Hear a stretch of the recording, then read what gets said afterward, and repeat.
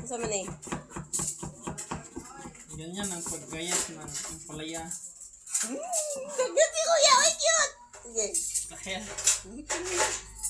Sige, go.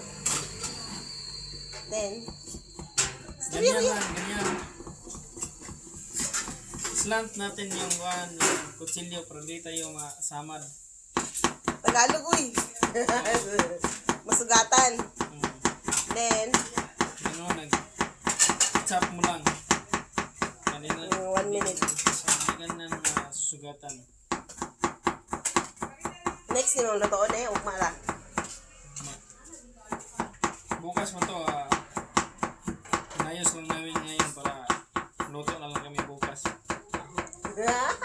Cute si Kuya, uy. Makainlove. Sa mukha. Then, Yun na yun yun. kayo tayo may nagisinggit na kung anak ay giatay. Yun na yun. Ihaw na. Yun na yun. Yun na yun. Hmm.